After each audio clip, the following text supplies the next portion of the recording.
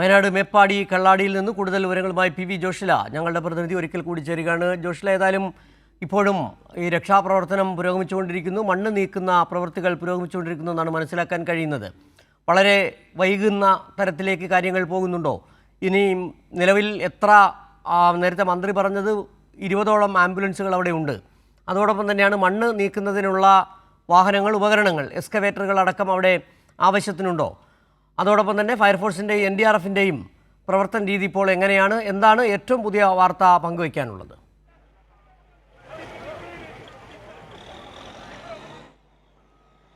Siju, fire force NDRF സംഘമൊക്കെ തന്നെ സ്ഥലത്തെത്തിയിട്ടുണ്ട്. നേരത്തെ തന്നെ രക്ഷാപ്രവർത്തനങ്ങളൊക്കെ തന്നെ തുടരുന്നുണ്ട്. അല്പസമയം മഴ മാറി നിന്ന ഒരു സാഹചര്യമുണ്ട് എന്നുള്ളതാണ് ആശ്വാസകരമായിട്ടുള്ളത്. എന്തായാലും ഈ മണ്ണിനടിയിൽ പെട്ടവർ ആരൊക്കെയുണ്ട് എന്നുള്ള കാര്യത്തിൽ ഇപ്പോഴും സ്ഥിരീകരണം, എത്ര പേർ മണ്ണിനടിയിലുണ്ട് എന്നുള്ള കാര്യത്തിൽ ഇപ്പോഴും സ്ഥിരീകരണം വന്നിട്ടില്ല.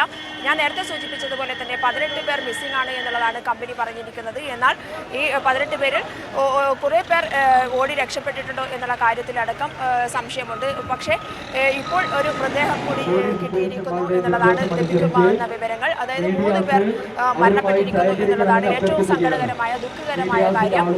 എന്നാൽ നേരത്തെ സൂചിപ്പിച്ചതുപോലെ തന്നെ ദൃക്സാക്ഷിയായ ഒരാൾ പറയുന്നത് കമ്പനിയുടെ തൊഴിലാളികൾ മാത്രമാണ് അതിൽ പെട്ടിട്ടുള്ളത് എന്നുള്ളതാണ്. വിനോദസഞ്ചാരികളൊന്നും തന്നെ പെട്ടിരിക്കാൻ സാധ്യതയില്ല. കാരണം മറ്റ് വാഹനങ്ങളൊക്കെ തന്നെ പോയതിനു ശേഷമായിരുന്നു ഈ മണ്ണിടിച്ചിൽ ഉണ്ടായിട്ടുള്ളത് എന്നാണ് ലഭിക്കുന്ന വിവരം, ദൃക്സാക്ഷി നമ്മളോട് കൈമാറിയിട്ടുള്ള വിവരം. അതുകൊണ്ട് തന്നെ വിനോദസഞ്ചാരികളൊന്നും ഇതിൽ ഉൾപ്പെടാൻ സാധ്യതയില്ല. ഈ തുരങ്കപാതയുടെ നിർമ്മാണ തൊഴിലാളികൾ മാത്രമാണ് ഇത് ഉൾപ്പെട്ടിട്ടുള്ളത് എന്നുള്ളതാണ് മനസ്സിലാക്കാൻ സാധിച്ചിട്ടുള്ള കാര്യം. അതുകൊണ്ട് തന്നെ തൊഴിലാളികളുടെ എണ്ണം എടുത്തപ്പോൾ ഏകദേശം 18 തൊഴിലാളികളാണ് കാണാതായിട്ടുള്ളത്. അവർ എത്ര പേർ മണ്ണിനടിയിൽപ്പെട്ടു എന്നുള്ള കാര്യത്തിൽ ഇതുവരെ സ്ഥിരീകരണം ഉണ്ടായിട്ടില്ല. ഏകദേശം 7 തൊഴിലാളികളെ പുറത്തെടുത്തപ്പോൾ 3 പേർ മരിച്ചതായിട്ടാണ് നമുക്ക് ലഭ്യമാകുന്ന വാർത്തകൾ. 2 പേർ മരിച്ചു എന്നുള്ള കാര്യത്തിൽ സ്ഥിരീകരണം ഉണ്ടായിട്ടുണ്ട്. ഇപ്പോൾ പുറത്തെടുത്ത ആൾക്ക് ജീവനില്ല എന്നുള്ളത് പുറത്തെടുത്ത ആളുകൾ തന്നെ ഞങ്ങളോട് കൈമാറിയ വിവരമാണ്. എന്നാൽ സമയം വൈകുന്തോറും വലിയ പ്രശ്നങ്ങളാണ് ഇവിടെ ഉണ്ടാകാൻ പോകുന്നത്. കാരണം മഴ മാറി നിൽക്കുന്ന ഒരു സാഹചര്യമല്ല ഇപ്പോൾ നിലവിലുള്ളത്. മഴ ഇപ്പോൾ ഉണ്ടാവാൻ പോകുന്ന ഒരു മഴ പെയ്യാനുള്ള സാധ്യത കാണുന്നുണ്ട്. മഴ പെയ്താൽ മാത്രമല്ല ഈ ഒരു പ്രദേശത്തെ സംബന്ധിച്ചിടത്തോളം സമയം വൈകിയാൽ കോട നിറയുന്ന ഒരു സാഹചര്യം ഉണ്ടാകും.